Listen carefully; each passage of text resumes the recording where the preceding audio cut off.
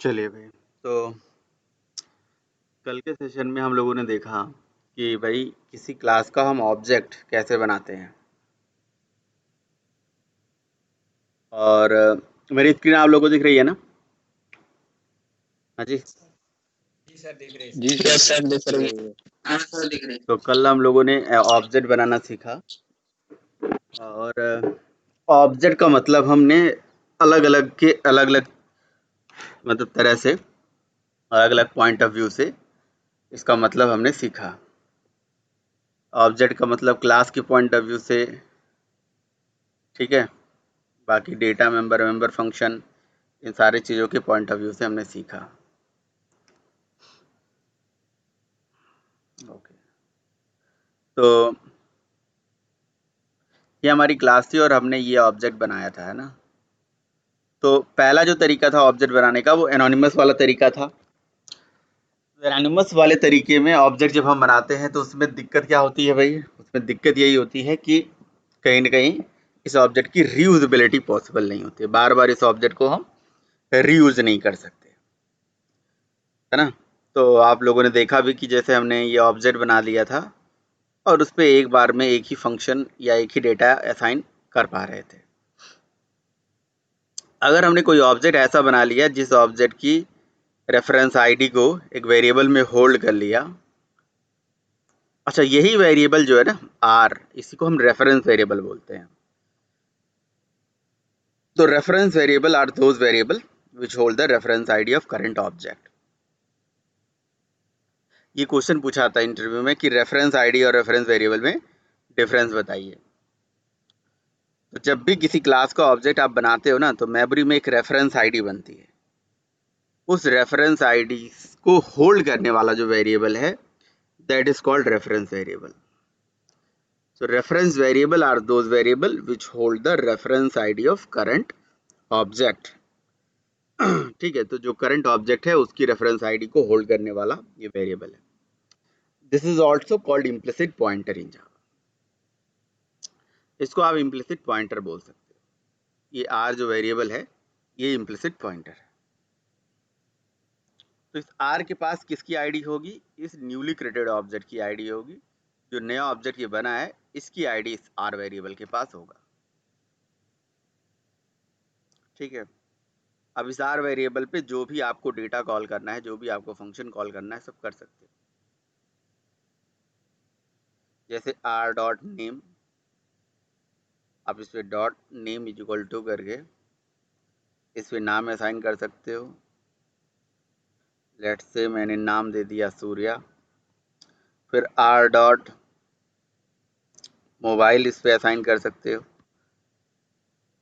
यहाँ पे मैंने मोबाइल नंबर ये दे दिया, ठीक है।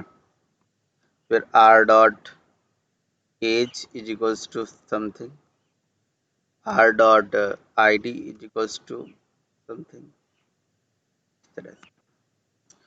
तो जो स्ट्रिंग वाला डेटा है डबल कोड में लिख दिया, बाकी इंटीजर डेटा को एज इट इज मैंने लिख दिया। ऐसे ही पासवर्ड भी यहाँ पे देते हैं, R dot pass is equals to.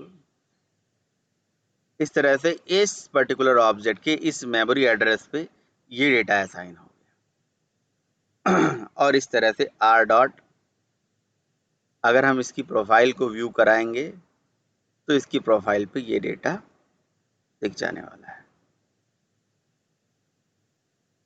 इस तरह से।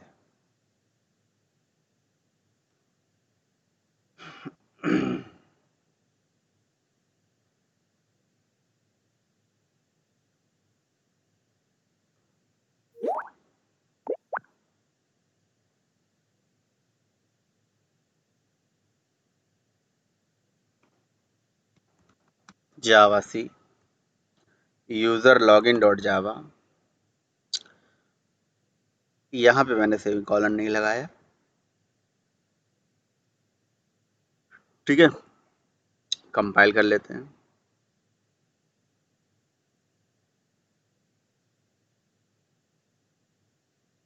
रन कर देते हैं।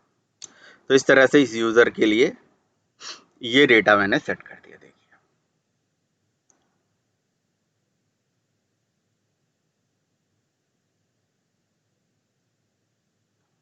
जावा यूजर लॉगिन। अच्छा, नेम पास, कौन सा डेटा यहाँ पे नल आ रहा है? एक डेटा नल आ रहा है यहाँ पे। नेम हो गया, पास हो गया, मोबाइल हो गया, आईडी हो गई, और क्या हमारे पास? Name pass, email. ईमेल मैंने सेट नहीं किया, तो आर डॉट ईमेल भी सेट करना चाहिए था। आर डॉट, जो डेटा आप सेट नहीं करोगे वो नल आएगा। Email is equals to surya@gmail.com। ठीक है, ये कोड कंपाइल हो गया।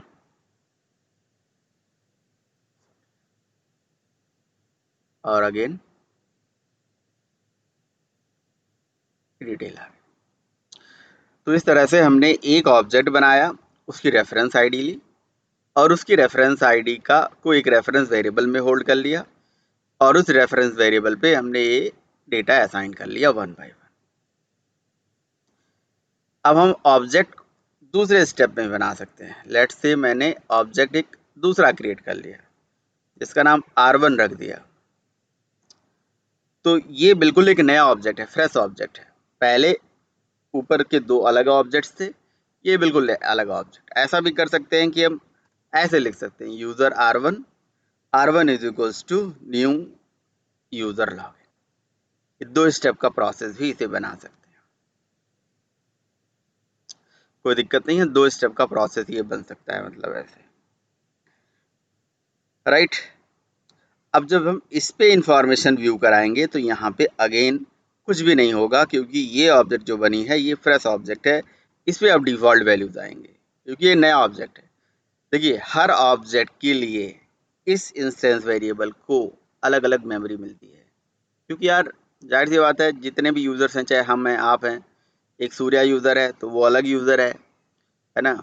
अगर कोई दीपक यूजर है तो वो अलग है, राम यूजर है तो वो अलग है। तो कहीं न कहीं यूजर अलग होने की वजह से उसका डेटा भी अलग अलग होगा। अब उसका डेटा अगर मुझे यहाँ सेट करना है तो मुझे R1 जिस ऑब्जेक्ट पे मैं ये काम करूंगा तो वो डेटा उस ऑब्जेक्ट के लिए सेट होने वाला है। तो ये चीज़ होगी।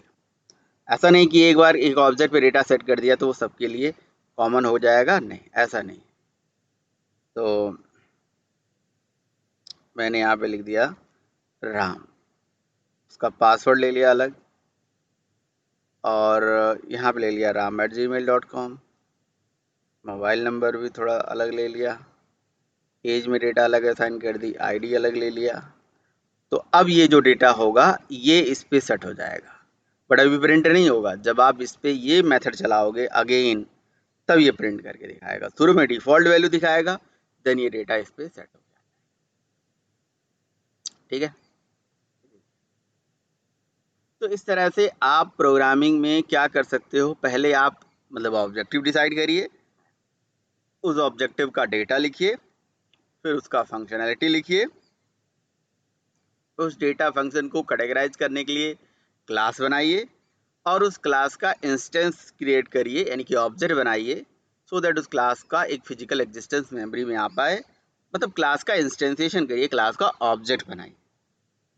जब आप क्लास का ऑब्जेक्ट बनाएंगे तो कहीं ना कहीं क्लास के अंदर आने वाले जो भी इंस्टेंस वेरिएबल हैं उनको मेमोरी एलोकेट हो, और मेमोरी एलोकेशन के लिए हमें ऑब्जेक्ट बनाना होता है, और ऑब्जेक्ट बनाने के लिए क्या करना है मैंने आपको बता दिया ये सारे, और उस पर इस तरह से हम डेटा असाइन करा सकते हैं। अब देखिए, ऑब्जेक्ट्स के रिस्पेक्ट में एक रूल होता है कि एक ऑब्जेक्ट की रेफरेंस आईडी को दूसरे रेफरेंस वेरिएबल में होल्ड करा जा सकता है।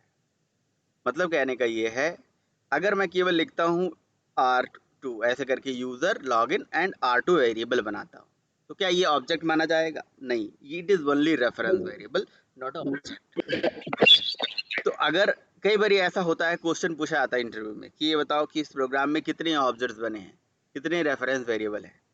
तो जितने बार न्यू लिखा है, एक बार न्यू लिखा है, तो ये देखो 1 2 3 4 5 5 बार न्यू लिखा है, और नीचे एक 6 बार न्यू लिखा हुआ है, तो 6 ऑब्जेक्ट्स हो गए। रेफरेंस वेरिएबल एक आपका R हो गया, एक आपका R1 हो गया, और एक रेफरेंस वेरिएबल R2 हो गया। इस तरह से रेफरेंस वेरिएबल बन गए। अब इसमें कोई ऑब्जेक्ट नहीं है, तो ये कहीं न कहीं अभी किसी को पॉइंट नहीं कर रहा है, इसमें कुछ भी नहीं है, ठीक है। बट अगर मैं इसमें नल ऐसे पहुंचा दूं तो ये नल को पॉइंट करने लगा, है ना। तो और इस पे अगर कोई फंक्शन कॉल करूंगा तो वो कहलाएगा नल पॉइंटर एक्सेप्शन, क्योंकि ये पॉइंटर रेफरेंस वेरिएबल को ही इम्प्लिसिट पॉइंटर होता है एक्चुअली। ये अभी किसको पॉइंट कर रहा होगा? नल वैल्यू को पॉइंट कर रहा होगा। अभी इसमें कैसा डेटा होगा? कुछ भी नहीं डेटा होगा, नल डेटा होगा, ठीक है। हाँ, ऐसा कर सकते हैं। शुरू में नल आपने दिया, बाकी R2 equals to new user login, इसमें आप फिर से डेटा डाल दीजिए। तो एक नया ऑब्जेक्ट फिर से क्रिएट हो गया और उसकी रेफरेंस आईडी में उसकी रेफरेंस आईडी उस रेफरेंस वेरिएबल में जाके स्टोर हो गई। क्लियर? रेफरेंस आईडी एक रेफरेंस वेरिएबल में जाके स्टोर हो गई। ओके। अब हम एक ऑब्जेक्ट की रेफरेंस आईडी को दूसरे ऑब्जेक्ट की रेफरेंस वेरिएबल में रख सकते हैं। मतलब कहने का ये है कि मैं R2 is equals to R1 लिख सकता हूँ। मतलब इसका क्या हुआ? मतलब ये हुआ कि R1 नाम की जो रेफरेंस वेरिएबल है, R1 नाम का जो रेफरेंस वेरिएबल है, R2 नाम की रेफरेंस आईडी में जाके स्टोर हो गया। समझ में आई बात? R1 को R2 में रख लिया। मतलब एक ऑब्जेक्ट की रेफरेंस आईडी को दूसरे ऑब्जेक्ट की रेफरेंस वेरिएबल में रखा जा सकता है। मतलब R1 नाम की रेफरेंस वेरिएबल की आईडी को R2 में होल्ड कर दिया। मतलब R2 नाम का जो ऑब्जेक्ट था उसका अपना तो एक मेमोरी थी, लेकिन उसमें अब R1 की मेमोरी आ चुकी है। यानी कि अब R2 R1 को पॉइंट करने करेगा, ना कि खुद को पॉइंट करेगा। या ऐसा भी कर सकता हूँ मैं लिख सकता हूँ कि जी R1 is equals to R1 is equals to R2, ऐसा भी लिख सकता हूँ। मतलब R1 में R2 की रेफरेंस आईडी चली गई, R1 में R2 की रेफरेंस आईडी चली गई। आपने कहा R1 का अपना रेफरेंस आईडी क्या हुआ? वो लॉस हो गया। तो फिर वो जो ऑब्जेक्ट होगा, यानी कि ये ऑब्जेक्ट ये जो रेफरेंस आईडी थी खुद का जो ऑब्जेक्ट था R1 का, वो क्या होगा? वो ऑटोमेटिक गार्बेज कलेक्शन के लिए एलिजिबल हो, क्योंकि इस ऑब्जेक्ट को जो मैंने हाईलाइट किया है और R1 का अब कोई पॉइंटर नहीं रहा, कोई रेफरेंस वेरिएबल नहीं रहा। तो ऐसे ऑब्जेक्ट जिसका रेफरेंस वेरिएबल नहीं होता है ना, वही गार्बेज कलेक्शन के लिए एलिजिबल होते हैं, वो एनोनिमस बन जाते हैं। एनोनिमस हो गया वो। अब आपने कहा सर एक चीज है, आपने R1 इक्वल टू R2 रख दिया, ठीक है। अब R1 की प्रोफाइल को शो करिए, कुछ भी नहीं शो होगा। क्यों नहीं शो होगा? पहली चीज तो आप ये देख लीजिए कि दोनों की रेफरेंस आईडी सेम। पहले आप ये चेक R1 की R2 दोनों की रेफरेंस आईडी सेम है। R1 को प्रिंट कर लीजिए, ठीक है, और R2 को प्रिंट कर देखिए आप,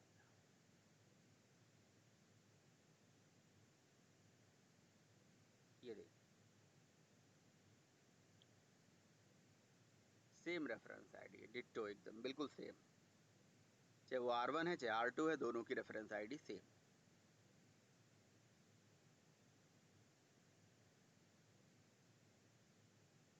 ठीक है।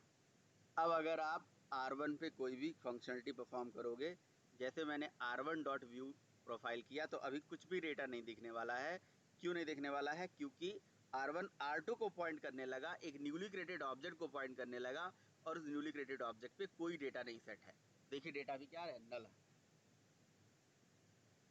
उस पर कोई डेटा नहीं सेट है, इसलिए नल आ रहा है।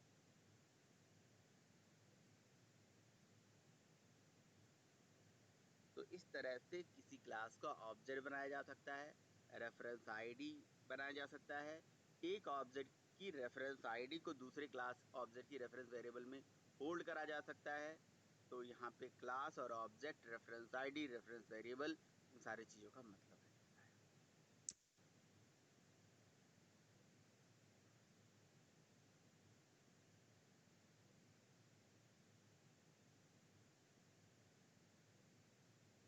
तो रेफरेंस आईडी और रेफरेंस वेरिएबल में क्या डिफरेंस होता है? सतीश बताइए, what is difference between reference ID and reference variable?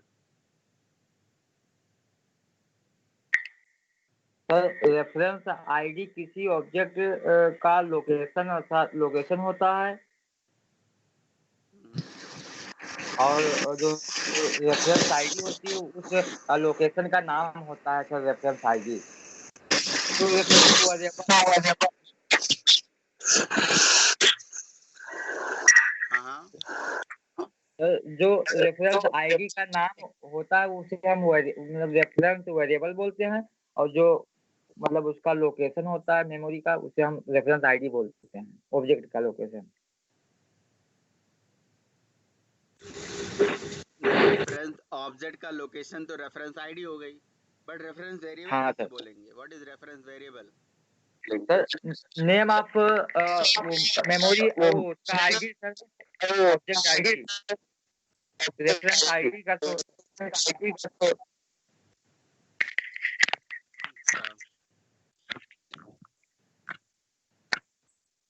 बताओ भाई, रेफरेंस आईडी और रेफरेंस वेरिएबल में क्या अंतर होता है? हेलो। हाँ सर, जब हम किसी भी ऑब्जेक्ट को बनाते हैं तो मेमोरी में उसको कुछ जगह मिलती है ठीक है। जिसकी एक आईडी क्रिएट होती है। जब आईडी क्रिएट होती है तो उस आईडी को एक होल्ड करने के लिए एक वेरिएबल होता है जिसको रेफरेंस वेरिएबल कहते हैं। जिस वेरिएबल में वह आईडी होल्ड होती है उसको रेफरेंस वेरिएबल कहते हैं। और रेफरेंस आईडी किसे कहते हैं? जी, जब किसी मेमोरी में ऑब्जेक्ट बनता है तब उसकी जो आईडी क्रिएट होती है उसको रेफरेंस आईडी कहते हैं, वहां तक जाने के लिए लोकेशन की। Yes, yes. So whenever object is created, a unique identity of the object is created into the memory. This unique identity is nothing but a reference ID, and the variable which holds this reference ID is called nothing but a reference variable. Reference variable are those variables which hold the reference ID of current object. Reference variable is the implicit pointer in Java also. ठीक है, perfect. And in Java it is a rule, the reference ID of an object can be hold into the n number of reference variable. मतलब एक object की reference ID को दूसरे reference variable में रखा जा सकता है। तो रेफरेंस आईडी क्या होती है? बिल्कुल सही बताया, जब किसी क्लास का ऑब्जेक्ट बनता है मेमोरी में एक आईडी जनरेट होती है, उस आईडी को रेफरेंस आईडी बोलते हैं, और उस रेफरेंस आईडी को बनाने की जिम्मेदारी ऑब्जेक्ट क्लास के टू स्ट्रिंग मेथड की होती है। कहीं ना कहीं ऑब्जेक्ट क्लास उसको सर्विस देता है, ऑब्जेक्ट क्लास के माध्यम से वो रेफरेंस आईडी जनरेट होती है, और उस पर्टिकुलर रेफरेंस आईडी को होल्ड करने वाले वेरिएबल को रेफरेंस वेरिएबल बोला जाता है। ऐसा ऑब्जेक्ट जिसकी रेफरेंस आईडी है बट रेफरेंस वेरिएबल ही नहीं है, तो वो कहलाता है एनोनिमस ऑब्जेक्ट। Anonymous object.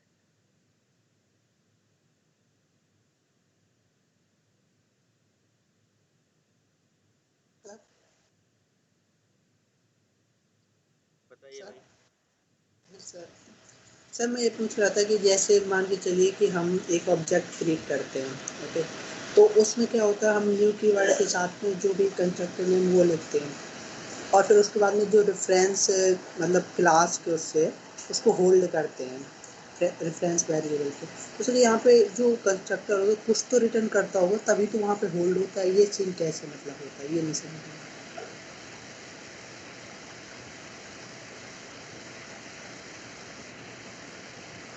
अभी मैंने आपको ये सारा चीज समझाया नहीं, तो आपको समझ में जो मैंने समझाया वो समझ में आ गया? जितनी मैंने बात समझाई उतनी बात समझ में आ गई? यस। चलो धन्यवाद। मतलब हेलो आपके सर। कहने का मतलब ये है कि कंस्ट्रक्टर तो कुछ ना कुछ रिटर्न करता है जिसकी वजह से आपकी रेफरेंस आईडी वेरिएबल में जाती है। तो कंस्ट्रक्टर का रिटर्न टाइप क्लास टाइप का होता है और रेफरेंस आईडी ही रिटर्न करती है एक्चुअली, अगर जानना चाहते हो ऐसे। ये जो कंस्ट्रक्टर होता है ना उसका रिटर्न टाइप क्लास टाइप का होता है इम्प्लिसिटली, और वो रेफरेंस आईडी ही रिटर्न करती है, तभी उसकी रेफरेंस आईडी को आप रेफरेंस वेरिएबल में होल्ड कर पाते हो। ये डिटेल आगे मैं बताऊंगा, आगे बताता हूँ।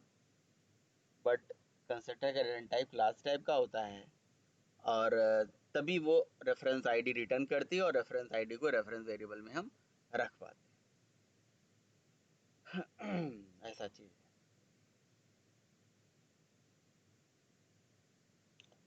और बताइए भाई, किसी का कोई क्वेश्चन, कोई क्वेरी? आगे उसको डिटेल में समझाएंगे कैसे होता है।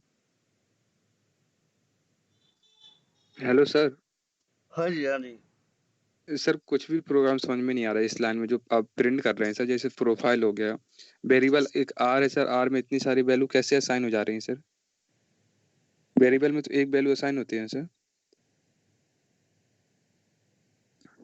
कौन बोल रहे हैं आप? नाम बताइए, अपना परिचय दीजिए। सैम, सैम बोल रहा हूँ सर। सैम बोल रहे हैं? जी सर।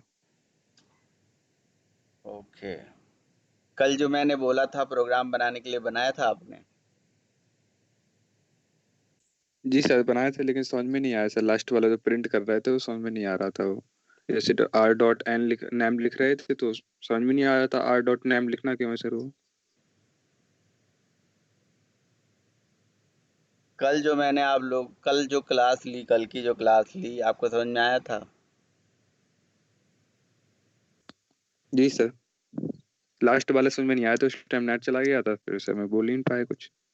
ओके। लास्ट वाला नहीं आया था, बाकी सब समझ में आ गया था। जी तो सर, जी सर। कोई बात नहीं है। जैसे किसी क्लास का ऑब्जेक्ट बनता है ना, तो ऑब्जेक्ट बनने के बाद होता क्या है, आपके हीप मेमोरी एरिया में, है ना, ये मान लीजिए हीप मेमोरी एरिया है बड़ा सा। इस मेमोरी एरिया के अंदर इस तरह से सारे इंस्टेंस वेरिएबल को मेमोरी मिल जाती है ना। ध्यान से बात समझिएगा। आपके पास आपकी क्लास में कितने वेरिएबल हैं? पर जैसे मान लो आपकी क्लास के अंदर 10 वेरिएबल हैं, 20 वेरिएबल हैं, 30 वेरिएबल हैं, 50 वेरिएबल हैं, जितने भी वेरिएबल हैं, इंस्टेंस वेरिएबल जितने भी हैं उनको उठा लीजिए। और जैसे ही आपने ऑब्जेक्ट बनाया, ऑब्जेक्ट बनते ही वो सारे वेरिएबल उस मेमोरी एड्रेस में चले गए। ये बात समझ में आई थी? कल बताया था या नहीं आई थी भाई? आई ऑब्जेक्ट थी सर। बनते, तो अगर एक ऑब्जेक्ट में सारे वेरिएबल ऐसे जाके स्टोर हो गए, एक मेमोरी में सारे वेरिएबल ऐसे जाके स्टोर हो गए, तो इसका मतलब ये हो गया उस मेमोरी पे ये सारे वेरिएबल अवेलेबल हैं। इसका मतलब ये हो गया कि उस मेमोरी एड्रेस पे ये सारे वेरिएबल चले गए हैं। और इस मेमोरी एड्रेस का नाम क्या है? इस मेमोरी एड्रेस का नाम है आर। इसका नाम दे दिया हमने, सपोज करिए लेट से इसका नाम आर दे दिया। तो R dot name, R dot pass, R dot mobile, R dot email, ये सब लिखा जा सकता है। भाई आपके घर में 5 लोग हैं, ठीक है, और आपके घर का एड्रेस है B49।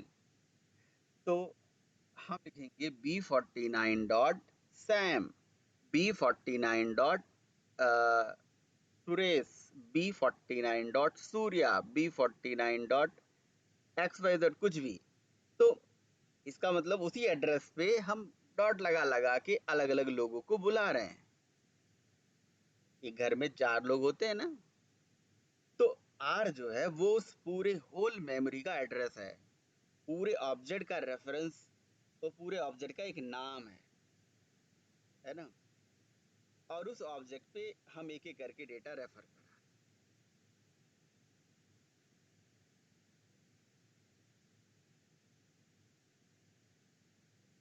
रहे जी सर। हैं। क्लियर है नहीं है? Clear sir. बस सर इसको प्रिंट कैसे करेंगे सर इसे? तो अब आपने सपोज करो ये सारा काम जब आर पे कर दिया, अब आर के ऊपर जब प्रोफाइल प्रिंट करोगे, सिंपल सा मतलब है, मैंने कहा R dot B49 dot Sam, ये लो 1,000 रुपये। वो B49 डॉट सुरेश, ये ले जाओ 5,000 रुपये। B49.सूर्या, ये ले जाओ तुम 1,00,000 रुपए। फिर मैंने लिखा R.count, नहीं B49.count, तो काउंट करके सारा दिखाएगा, अलग अलग दिखाएगा, सारा दिखाएगा ना, सारा पैसा तो आपके ही घर गया है ना, B49 पे गया है ना, आपकी एड्रेस पे गया है ना सारा पैसा। तो आर डॉट व्यू प्रोफाइल करेंगे तो आर के मेमोरी एड्रेस का नेम, उसका ईमेल, उसका मोबाइल, उसका पास दिखाएगा, तो वो तो वही होगा ना जो सेट हुआ था, बस प्रिंट हो गया। मेथड बनाया था व्यू प्रोफाइल, तो व्यू प्रोफाइल उसी आर वाले एड्रेस का सारा प्रोफाइल दिखाएगा आपको। कैसे प्रिंट करते हैं देखो, आर डॉट व्यू प्रोफाइल लिख लो, व्यू प्रोफाइल ऊपर बनाया हुआ है, इसमें ये सारे डेटा को प्रिंट करके रखता हूँ, ईमेल, पास, मोबाइल। और भी कोई क्वेश्चन है? सर डॉट, ये तो समझ में आ गया, व्यू प्रोफाइल सर कॉल हो रहा है सर, लेकिन आर डॉट R1 डॉट, अच्छा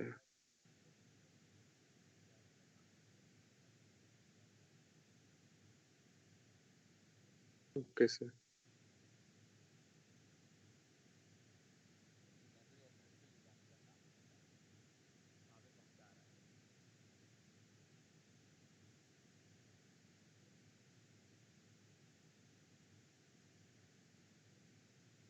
जी सर, समझ गया सर।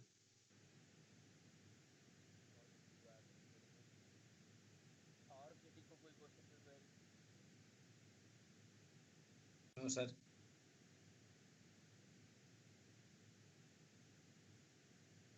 ओके, देखो सारा खेल प्रोग्रामिंग में क्लास और ऑब्जेक्ट का ही है।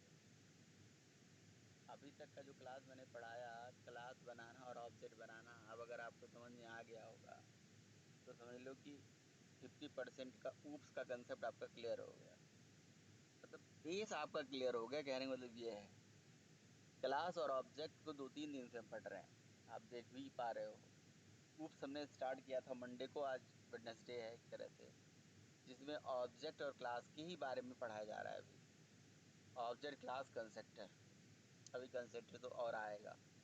देखो हर चीज़ की नीड है, नीड के साथ पढ़ोगे तभी आपको मजा आएगा कि ये क्यों, कैसे, सर क्यों, सर क्या क्या ज़रूरत थी, किसी क्लास को ऑब्जेक्ट हमने क्यों बनाया, सर ऑब्जेक्ट बना के डेटा हमने क्यों दिया, डेटा नहीं देंगे तो कैसे काम चलेगा भाई, ऑब्जेक्ट बन गया तो डेटा तो देना ही है ना। मेमोरी, मेमोरी लोकेट हो गई, मेमोरी में डेटा सेट नहीं होगा तो फिर ऑब्जेक्ट के अंदर वैल्यू क्या होगी, कुछ भी नहीं, नथिंग। फिर सर ऑब्जेक्ट की रेफरेंस आईडी की क्या जरूरत थी, रेफरेंस वेरिएबल का क्या जरूरत था, फिर आगे कंस्ट्रक्टर का भी जरूरत बताएंगे, हर चीज का रिक्वायरमेंट है, रिक्वायरमेंट, ऐसे नहीं कि ऐसे पढ़ रहे हैं। बाकी इस तरह से डेटा असाइन कर सकते हैं। अब इस तरह से डेटा असाइन करना, क्या ये सही तरीका है, क्या सही टेक्निक है, आप जरा सोचो। किसी क्लास को ऑब्जेक्ट बना के और इस तरह से डेटा असाइन कराना क्या सही है? इसमें length no of sir. Code जो है ये इंक्रीज हो जा रहा है। लेंथ ऑफ कोड कैसे इंक्रीज होगा?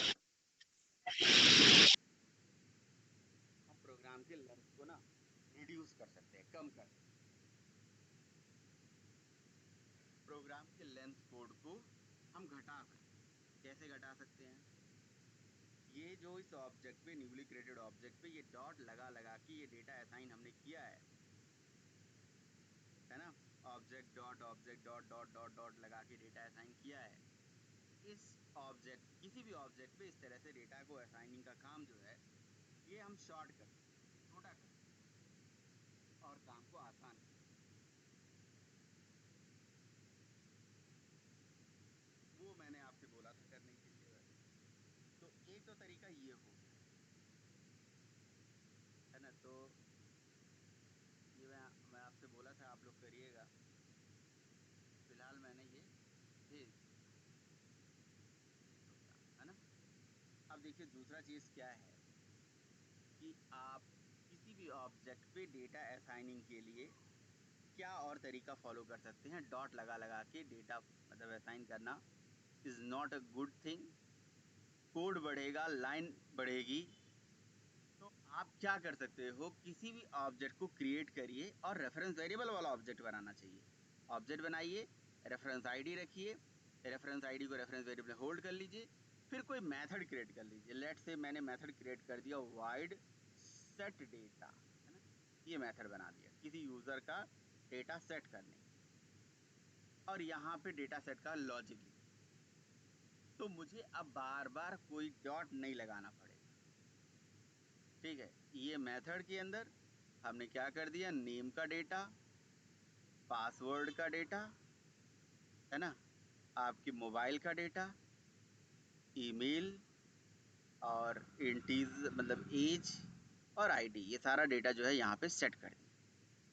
पता है, ये सब डेटा जो मैं सेट करने जा रहा हूँ, ये इस मेथड के अंदर करने जा रहा हूँ। तो जो बंदा इस मेथड को कॉल करेगा उस पर वो डेटा सेट हो जाएगा। जैसे फॉर एग्जांपल मैंने नेम दे दिया, ये है राम, पासवर्ड दे दिया, ये हो गया हमारा ram@gmail.com, मोबाइल नंबर दे दिया हमने ये, और ईमेल एड्रेस दे दिया हमने मोबाइल नंबर, पासवर्ड मैंने मेल आईडी की तरह दे दिया। ठीक है, हटा देते हैं ना, कंफ्यूज हो जाएंगे हम। gmail.com, एज दे दिया एंड आईडी दे दी, इस तरह से डेटा असाइन कर दिया। अब क्या फायदा होगा, आर के ऊपर सेट डेटा जैसे ही कॉल करेंगे इस ऑब्जेक्ट पे ये सारा डेटा जो है वो सेट हो जाएगा। ये देखिए, लेकिन प्रिंट क्यों नहीं हुआ भाई, डेटा प्रिंट होगी क्यों नहीं आया, थोड़ी समस्या हो गई यार। ऐसा क्यों? ये मेथड नहीं कॉल करा ना यार, जिसका नाम था व्यू प्रोफाइल, जिसे मैंने प्रिंटिंग का लॉजिक लिख रखा है, इसीलिए तो मेथड बनाते हैं। एक ऑब्जेक्ट पे इस तरह से हम आर पे डेटा सेट करके और फिर प्रोफाइल ऐसे प्रिंट करा सकते हैं। ठीक है, म्यूट कर लो भाई, किसी ने म्यूट नहीं किया। ये देखिए, ऑब्जेक्ट बनाया, कंपाइल किया और ये प्रिंट कर लिया। अब क्या होगा, एक ऑब्जेक्ट बन गया, उस पर डेटा सेट कर दिया, उसकी प्रोफाइल शो करा दी हमने, बढ़िया है। तो क्या दूसरा ऑब्जेक्ट जब हमने बनाया और उस पर प्रोफाइल शो कराया तो फिर क्या होगा, यानी कि उसका व्यू प्रोफाइल चलाएंगे तो फिर क्या होगा, कोई बताए मुझे क्या होगा इस केस में। सर R1 तो खाली रहेगा ना सर, कोई उसमें असाइन ही नहीं होगा। बिल्कुल खाली रहेगा, ये इसमें कोई डेटा नहीं रहेगा, तो ब्लैंक आएगा, नथिंग आएगा, नो डेटा आएगा। लेकिन आप चला के देख लीजिए, लेकिन अगर आप इसी पे सेट डेटा दोबारा चला दोगे, लेट से आपने सेट डेटा दोबारा चला दिया तो क्या होने वाला है, देखिए इसी ऑब्जेक्ट पे 2 बार डेटा सेट हो जाएगा, 2 बार इसी ऑब्जेक्ट पे सेम डेटा सेट हो जाएगा। नहीं, अलग अलग ऑब्जेक्ट है, डेटा सेम है, मतलब मेमोरी अलग अलग है, डेटा सेम है, यानी कि 2 सेम टाइप के डेटा, सिमिलर टाइप के डेटा हो सकते हैं भाई। 2 ऐसे लोग हो सकते हैं, 2 ऐसे आदमी हो सकते हैं जिनका सेम नेम हो, सेम मोबाइल हो। चलो मान लो मैं 1% चांस ले रहा हूँ, सेम ईमेल हो, सेम आईडी हो। आईडी तो ऐसे सेम नहीं हो सकती, इसीलिए तो रेफरेंस आईडी मेमोरी में अलग अलग होगी ना। बट जब अगर सेम टाइप का कोई चीज़ आपको बनाना है, जैसे लेट से जब मैंने तो यूज़र लॉगिन का एग्जांपल लिया, अब आपको मैं अगर एक टास्क दूं कि जी आपको एक क्लास बनाना है, फॉर एग्जांपल आपको एक कार नाम की क्लास बनानी है और आपको काउंट करना है कि जी आपके घर में कितने कार हैं। कई पर्सनल कार होते हैं, लोग अलग अलग कार, हस्बैंड का अलग है, वाइफ का अलग है, पापा का अलग है, मम्मी का अलग है और मेरा अलग है। ठीक है, तो मेरे घर में टोटल कितने कार हैं या मेरे मोहल्ले में कितने कार हैं, फॉर एग्जांपल मुझे ये काउंट कराना है। सिमिलर टाइप के कार्स कितने हैं, डिसिमिलर टाइप के कार कितने हैं, किन लोगों के पास पर्टिकुलर मॉडल है, ऐसा अगर मैं प्रिंट कराना चाहता हूँ तो जी मैं उसके लिए डेटा ले लूँ, फिर मेथड ले लूँ। मतलब इसी तरह से आपको प्रोग्राम सोचना है और बनाना है। कोई भी ऑब्जेक्टिव ले लो, कोई भी रियल वर्ल्ड का ऑब्जेक्टिव ले लो। तो कार वाला एग्जाम्पल आप जरूर बनाइए, मुझे चाहिए। और मुझे 10 कार सेम टाइप के, 10 कार डिफरेंट कार टाइप के अगर बनाने हो, 4 कार सेम टाइप के, 4 कार डिफरेंट टाइप के बनाने हो, तो सेम टाइप वाला एक डिफ़ॉल्ट मेथड के थ्रू बन सकता है, नॉन पैरामीटराइज मेथड के थ्रू बन सकता है। और डिफरेंट टाइप वाले बनाने के लिए मेथड को पैरामीटराइज करिए, एक एक मेथड को पैरामीटर में पैरामीटर ठीक है। String M comma string E comma string M comma string A comma A, not string A. ये आपको डेटा टाइप हिसाब से देखना होगा। इंट ए, इंट आई, इस तरह से। और यहाँ से जहाँ पे आप वैल्यू असाइन करनी है, अब वेरिएबल असाइन करिए। तो इस वेरिएबल में जो वैल्यू होगी, यहाँ पे जो वैल्यू होगी वो स्ट्रिंग की वैल्यू होगी। इस तरह से पास में जो वैल्यू होगी, इस पास में जो वैल्यू होगी पास में जो वैल्यू होगी इस पास में वो वैल्यू यहाँ से यहाँ तक नॉन पैरामीटराइज पैरामीटराइज में यहाँ से ये वाला ऑब्जेक्ट है, ये इसका यहाँ से ऑब्जेक्ट है, और ये जो इसका यहाँ से इसका पैरामीटर है। यहाँ से इसका जो पैरामीटर है यहाँ पे पैरामीटर है, और यहाँ पे डिफॉल्ट वैल्यू है। और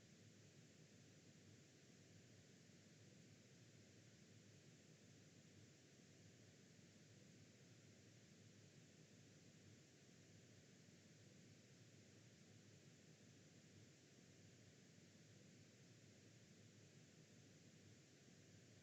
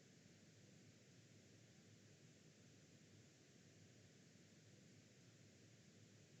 है, और यहाँ पे ये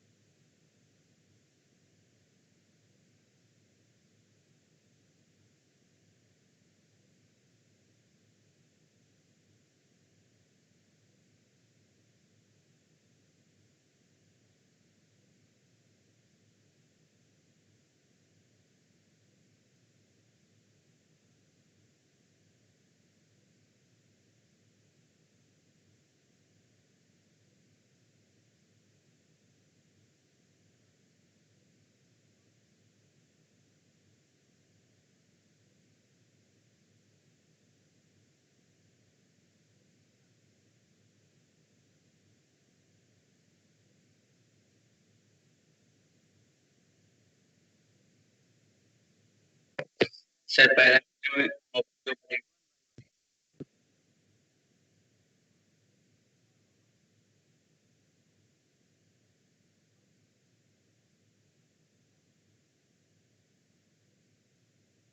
parameter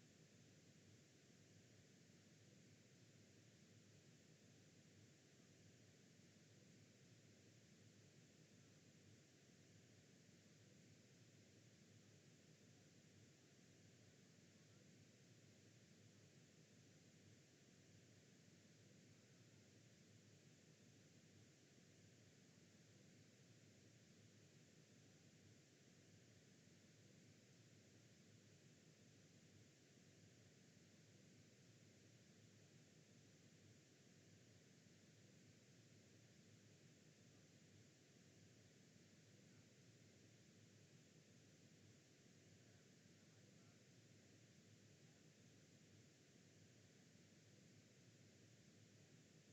string M E. Sir string M एक एक्स्ट्रा लिखा हुआ है सर पैरामीटर में सर। एक्स्ट्रा लिख दिया गया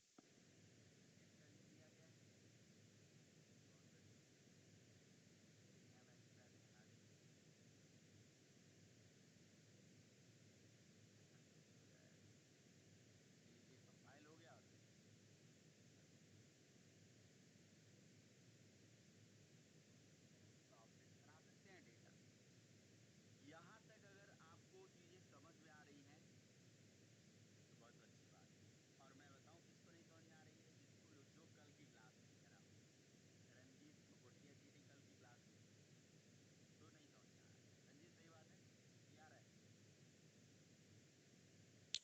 सर आप सही बोल रहे हैं, पर आ रहा है, थोड़ा बहुत आ रहा है सर। मैं बहुत लेट आया था घर।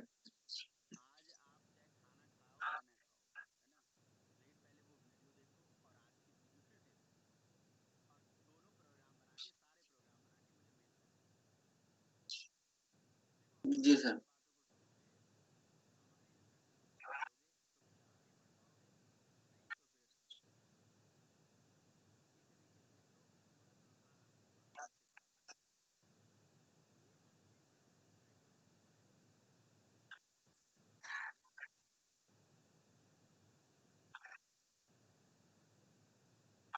जी सर।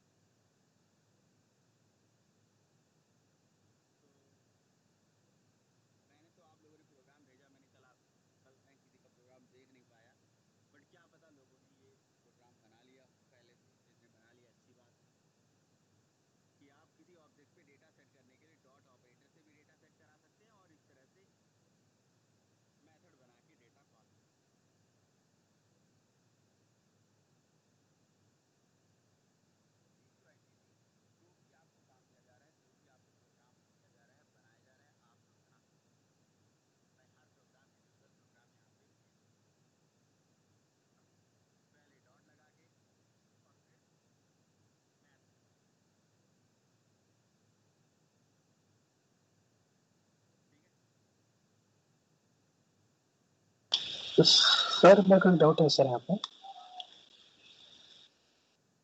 सर वो सेट डाटा है वो ऑलरेडी मेथड अवेलेबल है ना सर, वो एटलीस्ट में मिलता है ना sir. Set data set data gate data sir already available रहता है ना सर मेथड एटलीस्ट में सर। वही मेथड है क्या सर, अभी आप अपना वन मेथड लेकर डेटा?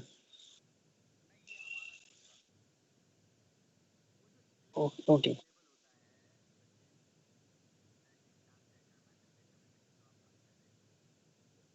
हाँ हाँ हाँ सर।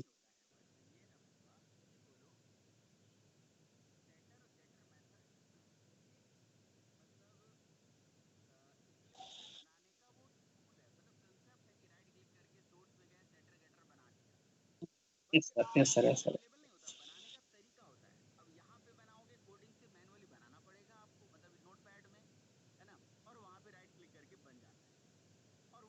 हाँ सर।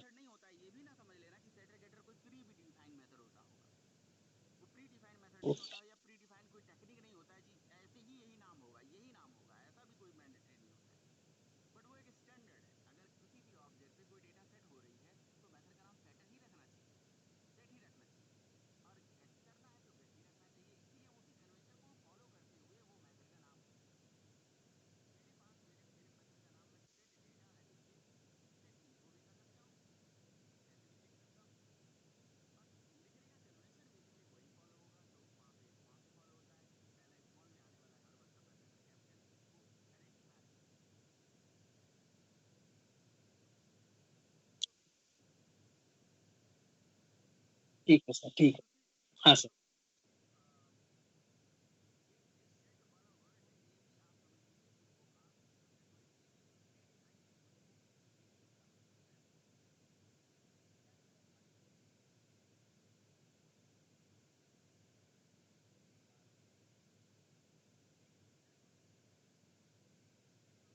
हाँ सर।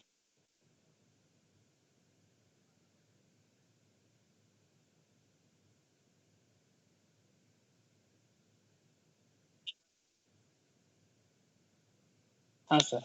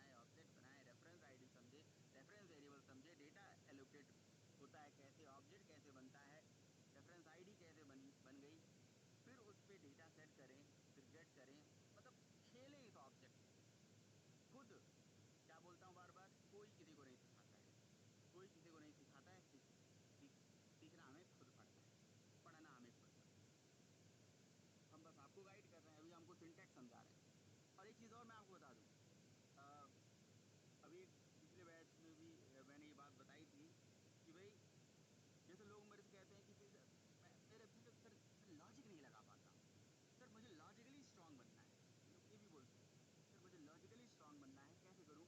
लॉजिक बनाना चाहिए आप। कैसे, मगर अब मुझे ये रेक्टेंगल प्रिंट करना है, ये चीज़ प्रिंट करनी है, ये डायमंड शेप प्रिंट करना है, ये शेप प्रिंट करना है, इस तरह से चीज़ें अगर इंटरव्यू पूछे जाएँ तो कैसे करेंगे? तो मैं आपसे यही कहना चाहता हूँ कि देखिए, प्रोग्रामिंग दो तरह से बिल्डअप होती है, एक लॉजिक से और एक कंसेप्ट से। तो जो कंसेप्ट है वो आना पहले जरूरी है प्रोग्रामिंग में, लॉजिक बाद में आना चाहिए। कंसेप्ट का मतलब कि भाई ये डेटा मेंबर क्या होता है, मेंबर फंक्शन क्या होता है, मेथड क्या होता है, वेरिएबल क्या होता है, वेरिएबल कितने टाइप का होता है, वेरिएबल का क्या स्कोप होता है, मेथड कैसे बनता है, मेथड का रिटर्न क्या होता है, नॉन रिटर्न क्या होता है, मेथड को जावा में कैसे कॉल कर सकते हैं, ऑब्जेक्ट कैसे बना सकते हैं, रेफरेंस आईडी कैसे हो सकती है। जब आपको ये सब आ जाएगा ना, जैसे अभी तक की सारी चीजें जब आ गई है ना, अब इसके बाद आपको लूप वगैरह भी लगाना सिखा दूं, ऑपरेटर का भी कंसेप्ट सिखा दूं, लेकिन इसके बाद मैं वो तभी रोक दूंगा। मैं अब नीचे चला जाऊंगा, वो टाइप कास्टिंग, टाइप प्रमोशन, वो सब समझाऊंगा आपको, ताकि आपको ये सारी चीजें समझ में आ जाए। और फिर वहां से अब आप अपना लॉजिक लगाना शुरू कीजिए, लेकिन पहले कंसेप्ट अपने क्लियर करिए। अगर कंसेप्ट ही नहीं क्लियर है कि कंस्ट्रक्टर क्यों बनता है, ऑब्जेक्ट क्यों बनता है, मेथड क्यों बनता है, मेथड बनाने से क्या फायदा है, तो फिर आप क्या नुकसान है या सिंटैक्स क्या है, फिर आप क्या लॉजिक लगाओगे? तो लॉजिक और कंसेप्ट तभी मिलके बिल्कुल एक डेवलपर, एक कंप्लीट डेवलपर आप बन जाओगे।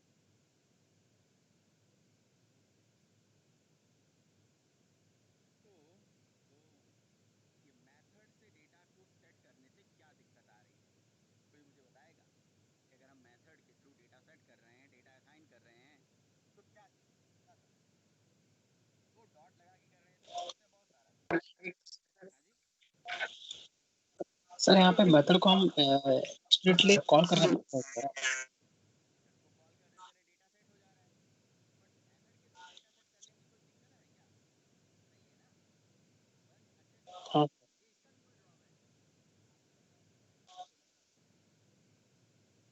सही है ना? वन अच्छे से हाँ ये इसका भी कोई ड्रॉबैक है आपको लग रहा हो तो, या किसी को लग रहा हो? Sir hello, different different data को मतलब प्रिंट करने के लिए मतलब अलग अलग फिर मेथड डेटा कलेक्ट करना पड़ेगा। इस तरह पैरामीटराइज में वैसा नहीं हो रहा है, केवल मेथड के एक मेथड पर पैरामीटराइज बना लिए।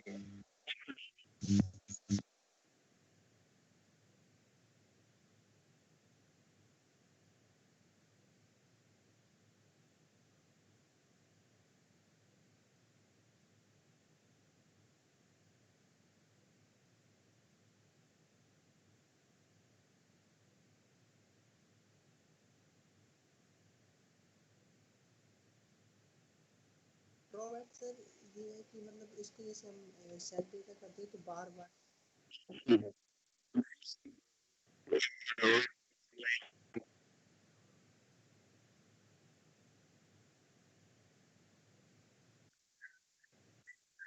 सर कौन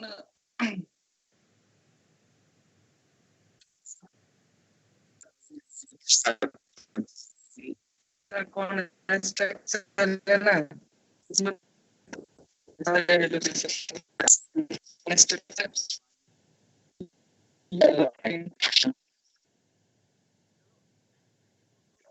समझ में आ जाएगा, टाइप करके बोल दो, सही है। अच्छा चलो कोई बात नहीं, आप ये करो, इस प्रोग्राम में समस्या ये है कि जो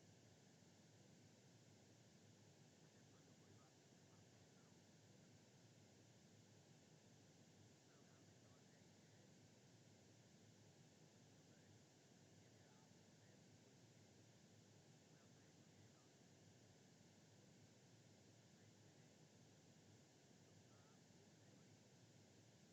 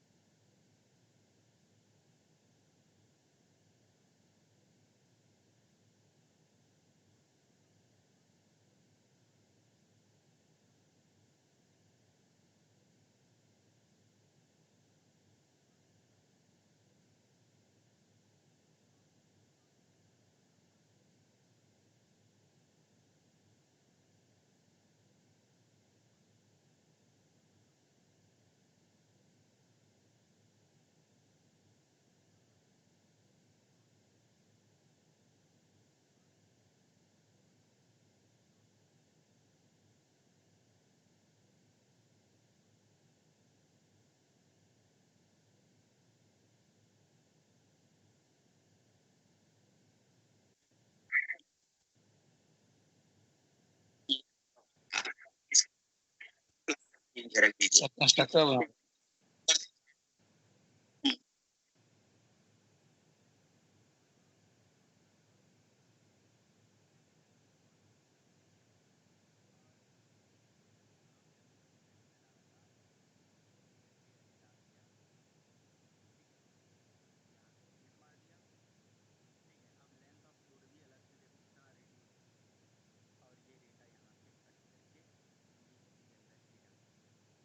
अब आप अगर इस एग्जाम्पल को देखें तो आपको समझ में आ जाएगा। ऑब्जेक्ट बनते ही है ना, ये जो view profile sorry user login करके ये जो कंस्ट्रक्टर से बोलते थे हम पहले भी, ये कॉल होगा और कॉल होते ही उसका डेटा यहाँ पे सेट हो जाएगा। तो इसी को तो कंस्ट्रक्टर बोलते हैं। Constructor is special type of method जिसका नाम क्लास के नेम से सेम होता है, जिसका डेटा टाइप नहीं होता, जिसको प्रोग्रामर कॉल नहीं कर सकता, ये अपने आप कॉल होता है ऑब्जेक्ट बनते ही, है ना। तो ये अपने आप कॉल होगा ऑब्जेक्ट बनते ही। जैसे ही आपकी क्लास का ऑब्जेक्ट बनेगा, ऑब्जेक्ट बनते ही कॉल हो जाएगा। ये ऑब्जेक्ट बनते ही कॉल हो जाएगा। ये ऑब्जेक्ट बना नहीं, ये ऑब्जेक्ट बना नहीं कि कंस्ट्रक्टर कॉल हो गया, और ऑब्जेक्ट बनते ही कंस्ट्रक्टर कॉल होता है। तो कंस्ट्रक्टर का सबसे बड़ा पर्पज, सबसे बड़ी रिक्वायरमेंट, अगर इसको हम पढ़ते हैं तो क्यों पढ़ते हैं कि कंस्ट्रक्टर एक ऐसा स्पेशल टाइप का मेथड है जिसकी जो सबसे बड़ी रिक्वायरमेंट थी वो थी भाई मेमोरी एलोकेशन, है ना। कंस्ट्रक्टर नहीं होता तो मेमोरी एलोकेट नहीं होती, है ना। तो अगर अगर कोई हमसे पूछता है कि भाई कंस्ट्रक्टर का क्या पर्पज है, हम कंस्ट्रक्टर क्यों पढ़ते हैं, तो कंस्ट्रक्टर का पर्पज होता है कि भाई किसी भी ऑब्जेक्ट को बनाना, किसी भी मेमोरी को एलोकेट कराने में हेल्प कराना। क्योंकि न्यू का काम है मेमोरी एलोकेट करना, बट कितना करना, कैसे करना, ये कौन हेल्प करता है, ये कंस्ट्रक्टर ही हमें हेल्प करता है। तो कंस्ट्रक्टर हमें हेल्प करता है किसी का मेमोरी कैसे एलोकेट होना है। लेकिन कंस्ट्रक्टर का काम मेमोरी एलोकेट कराने के साथ साथ एक और होता है, वो होता है कि मेमोरी एलोकेशन के टाइम पे किसी डेटा को इनिशियलाइज करना। तो जब कंस्ट्रक्टर की डेफिनेशन आती है तो उसमें बोला जाता है कि the main purpose of constructor to initialise the data at the time of object creation. The main purpose of constructor to initialising the data at the time of object creation, this is the main purpose.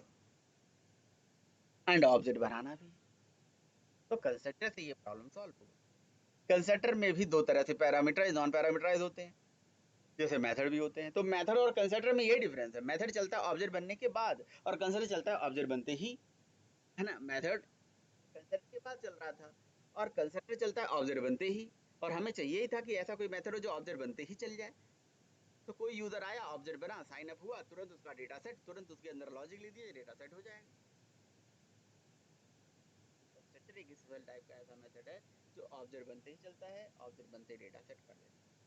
इसका नाम class के name से same होता है, इसका return type नहीं होता, ठीक है। सारा रीजन बताया जाएगा, बट कंस्ट्रक्टर का नीड यहाँ समझ में आ गया, पर्पज समझ में आ गया। बाकी कोई क्वेरी हो, कोई क्वेश्चन हो, पूछ सकते हैं।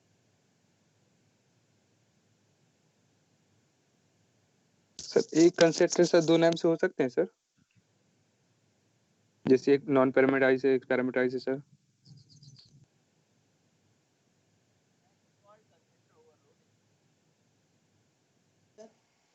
अभी जैसे आपने कहा कि कंस्ट्रक्टर में रिटर्न टाइप नहीं होता, तो जब उस टाइम पे आपने बोला कि प्रोग्राम में कंस्ट्रक्टर हो सकते हैं, बहुत सारे हो सकते हैं, एक हो सकते हैं, दो हो सकते हैं, 10 हो सकते हैं, अलग अलग पैरामीटर देख के बना सकते हैं सर और सर मेरी आवाज आ रही है? सर एक क्वेश्चन था, जैसे कि हमने कोई ऑब्जेक्ट बनाया है, उसमें कुछ वैल्यू है, हम दूसरे ऑब्जेक्ट में ट्रांसफर कर सकते हैं उस वैल्यू को।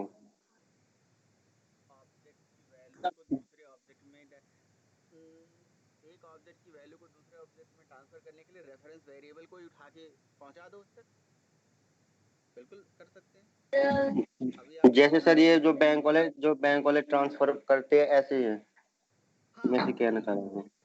एड्रेस एड्रेस ही उठा के शेयर करा सकते हो या एक एक करके डेटा भी कर सकते हो। एड्रेस ही, जैसे मान लो एक ऑब्जेक्ट की रेफरेंस आईडी R1, दूसरे का R2, अब R1 इक्वल टू R2 लिख दो, उसका एड्रेस उसमें पहुंच गया। डेटा भेजना है, एड्रेस नहीं भेजना है, तो आपको लिखना पड़ेगा R2.name को R1.name में पहुंचा दो, R2.age को R1.age में पहुंचा दो, ऐसे करना पड़ेगा। सर लेकिन ऐसे क्या हम कोड R2 लेंथ इसको काफी ज्यादा हो जाएगी। जी क्या कह रहे हो? Sir R2 equal to R1 ऐसे नहीं लिख सकते sir directly. R2 equal to R1 लिख दोगे ना तो R1 R2 का सेम एड्रेस हो गया, दो अलग चीजें हो गई, ये आगे चल के आपको समझ में आएगा। ओके ओके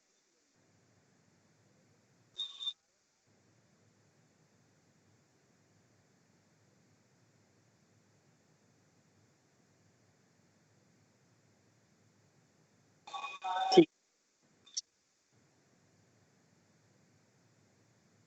हाँ सर सर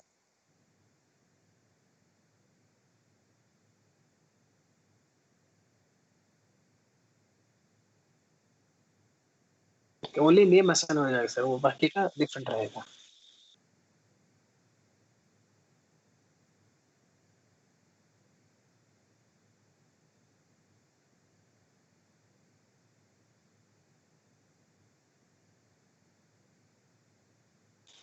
हाँ सर, और दोनों का एड्रेस जो है डिफरेंट रहेगा सर।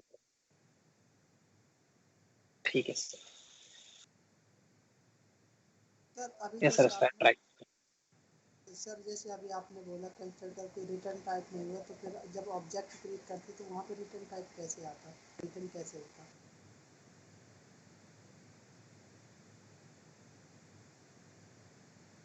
सर देख नहीं सर, नहीं बहुत सर धीरा नहीं आवाज नहीं देता। सर देखिए, जैसे सर अभी आपने बोला कंस्ट्रक्ट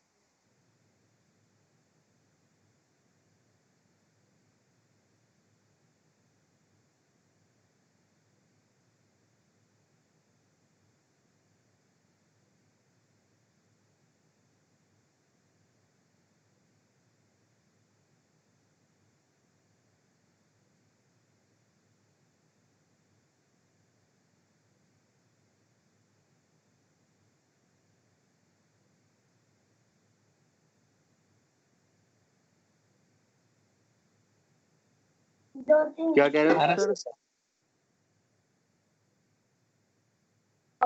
हाँ जी, समझ में आया।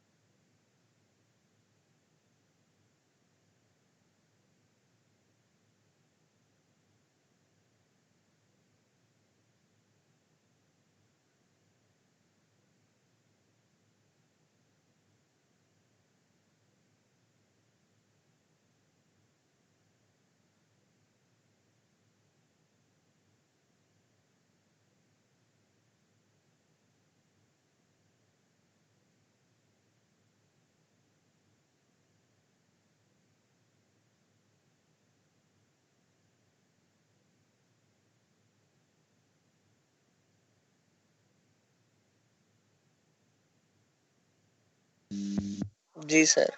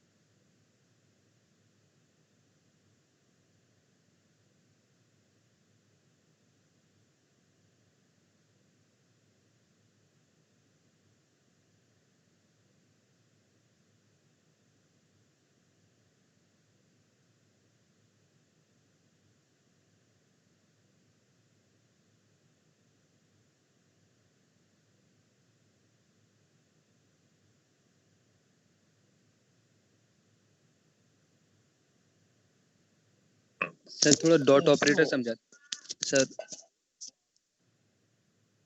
हेलो।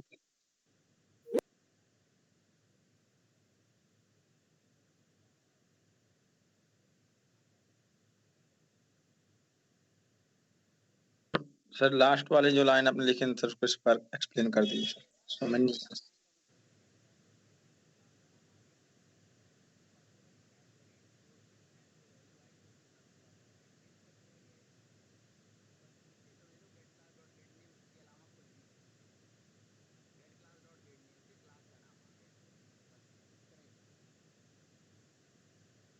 सर जो डॉट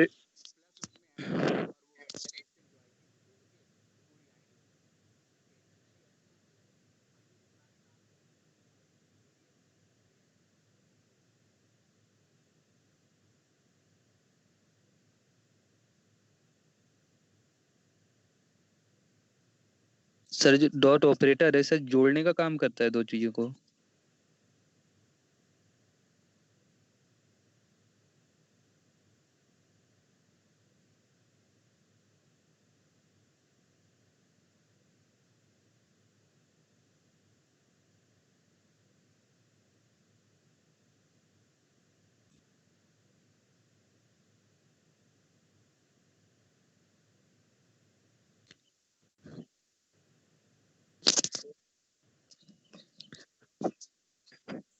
सर जैसे हैश कोड लिखा हुआ है डॉट आर में जा रहा है, आर वेरिएबल में जा रहा है वो चीज, तो इसकी वैल्यू आर में जाएगी फिर जी सर।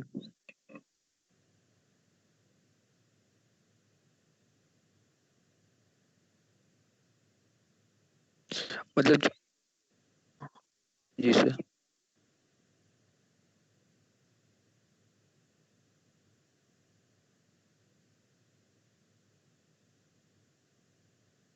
तो आर में परफॉर्म होगा हैश कोड, तो जो भी आएगा वो आई में असाइन हो जाएगा। यही सर, यही कंफ्यूजन हो रही थी सर मुझे बहुत।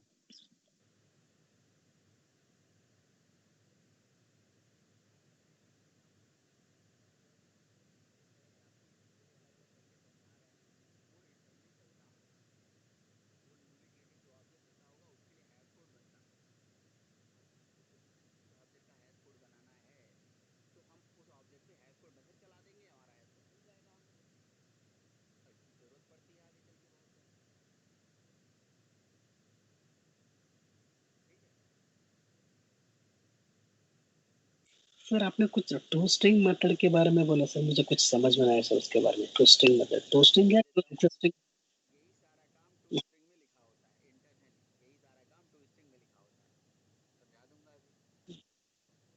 ठीक है सर, ठीक है।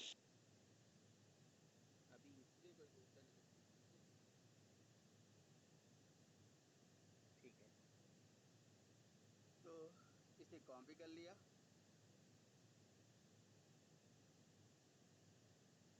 पेस्ट कर दिया। मैं सारा प्रोग्राम कॉपी पेस्ट करता जा रहा हूँ। ये जो कोड मैंने लिखा है ना,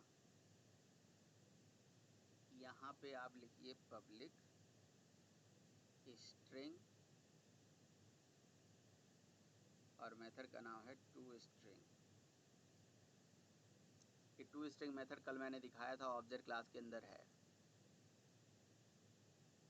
हाँ सर, हाँ मैंने देखा। टू स्ट्रिंग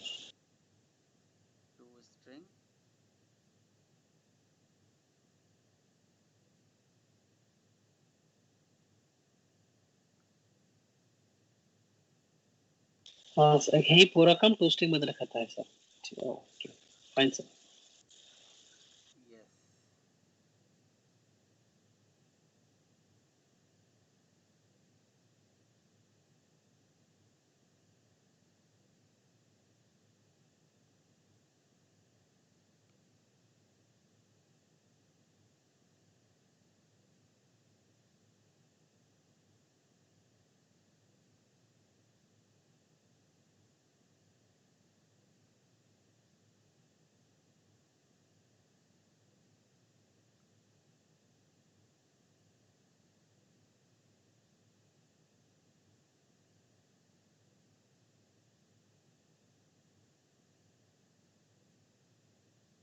ये देखिए यही काम, पूरा काम बिल्कुल सही बात है, टू स्ट्रिंग में लिखा होता है। तो देखिए जैसे आपने ऑब्जेक्ट बनाया, रेफरेंस आईडी बनी, रेफरेंस आईडी को बनाने के लिए पूरा टू स्ट्रिंग चलता है, get class dot get name @integer dot to hex string hash code, ये पूरा चलता है और उसी से वो रेफरेंस आईडी आती है। अब मैंने एज इट इज प्रोग्राम में टू स्ट्रिंग को लिख दिया, इसको बोलते हैं ओवरराइड कर दिया मैंने अपने प्रोग्राम में लिख दिया ना। और इंटरनली भी है, ऑब्जेक्ट क्लास के पास भी है, हमारे पास भी है, और हमारी क्लास ऑब्जेक्ट क्लास को एक्सटेंड कर रही है, क्योंकि हर क्लास ऑब्जेक्ट क्लास की पेरेंट क्लास होती है, हर क्लास ऑब्जेक्ट क्लास की, अरे नहीं, ऑब्जेक्ट क्लास हर क्लास की पेरेंट होती है, sorry, object class is the parent class of all the user defined application classes. तो हमारी क्लास ऑब्जेक्ट को एक्सटेंड करती है कहीं भी, इसलिए मैंने उसके मेथड को ओवरराइड मार दिया, इसे बोलते ओवरराइड कर दिया, ठीक है। तो अब ये टू स्ट्रिंग भी चलती है, कैसे प्रूफ होगा, जहाँ पे लिखा हुआ है इसकी जगह पे आपने कुछ और लिखना होगा, जो भी लिखना चाहते हो। चलो मैं की जगह पे एंड लगा दिया, एंड लगा दिया। अब आपकी रेफरेंस आईडी जो बनेगी उसमें क्लास का नाम हैश कोड नहीं होगा, एट द रेट, ये है, बहुत सारा एंड लगा दिया ना तो ये स्ट्रिंग बन गई ना, एक लगाना चाहिए था, बहुत सारे स्ट्रिंग लिखने से लिख सकते थे हम एंड, फिर वो डबल कोड में लिखना पड़ता है ना। तो ये देखिए कोड कंपाइल हो गया और ये रन हो गया। अब देखिए क्लास का नाम नहीं आ रहा है, एंड आ रहा है, तो इसका मतलब ये हो गया कि ये रेफरेंस आईडी जो बनती होगी वो टू स्ट्रिंग के माध्यम से बनती होगी, क्योंकि वो टू स्ट्रिंग ही मेथड है जिसमें मैंने ये सारा काम लिखा और ऐसा बात समझ में आ रही है। अभी सर हमने इसको ना Yes, तो sir. Call Yes, sir. किया है ना तो इसकी चला कैसे सर? Yes sir. तो जैसे ही किसी क्लास का ऑब्जेक्ट बना, ऑब्जेक्ट की रेफरेंस आईडी बनी, रेफरेंस आईडी की बनते ही मतलब ऑब्जेक्ट बनते ही मेमोरी एलोकेट होगी, मेमोरी एलोकेट होते ही इंटरनली ऑब्जेक्ट क्लास एक्टिव हो जाता है।